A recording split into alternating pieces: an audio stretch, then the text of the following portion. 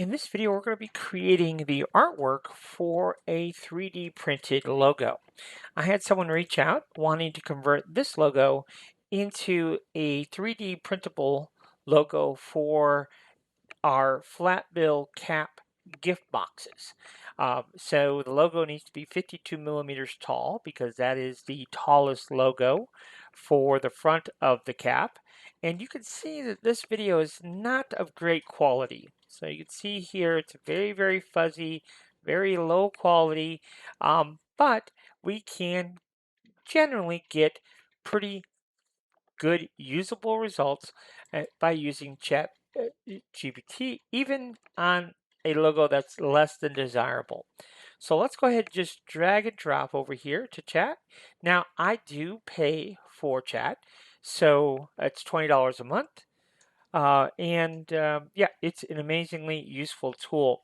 So let's just go ahead and dictate to Chat and see if we can't get this logo a little bit more user-friendly. I need a black and white image suitable for 3D printing and vinyl cutting. Can you clean this image up a bit and convert to black and white? So you can see here, that is our prompt, and let's see what Chat can do for us. Take just a moment here. So you can see Chat really did an incredible job cleaning up our image for us. It looks really good. So let's go ahead and right click and copy, and then we can pop over here to Inkscape and we'll right click and paste, and there's our image. All right, so now what we're going to do is we're going to go ahead and right click here and choose trace bitmap, and then we'll get that, and then we'll go ahead and choose apply, and that is our vector version of this logo. Now what we're going to do is select our logo, come up here to path and break it apart. Okay. Now we're going to go into wireframe mode real quick here, and we're going to take this outside piece and we're going to duplicate it.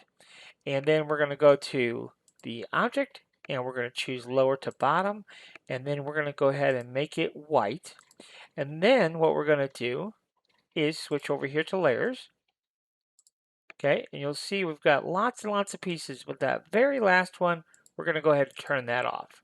And then what we're going to do is take this one, and we're going to do Control K. And what that is that is the same thing as if we went to Path and Combine. Okay. So let's back out here and see what we've got going on. So there's our white, and then this is what we just created, that Control K. Okay. So now what we're going to do is take the remaining elements. So these here, we're going to do Control K.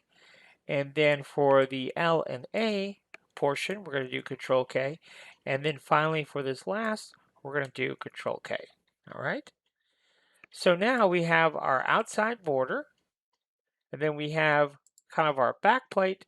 And then all of this. So this piece, and this piece. Let's go ahead and move all of that up to the top here. And let's go ahead and make all that white, and then we can kind of take a look and see what we've got going on here. So we'll go ahead and turn on our white backplate there, and there you can see now we have our logo all created.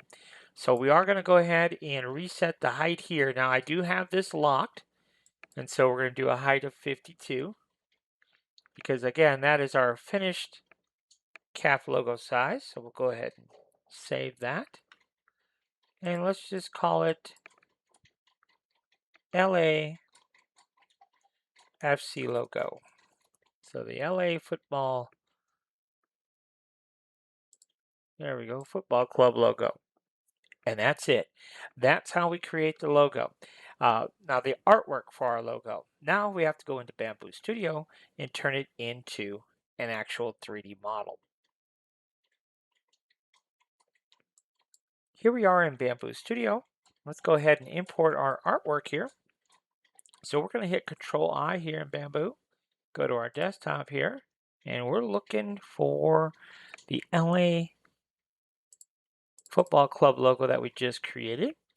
We're going to go ahead and set this to, we're going to turn off uniform scale, and let's go ahead and set this to 1 millimeter. All right, now we're going to go ahead and set up a couple of colors. We do need black, and then let's also go ahead and choose kind of a gold color. And the first piece here, we are in fact going to make black, so we'll hit 3. And then our next piece there, we are going to, let's see here, we're going to make that black. I tell you what, that first piece actually has got to be gold. And then the next piece, we're going to go ahead and make it black. So that will be filament color number 3.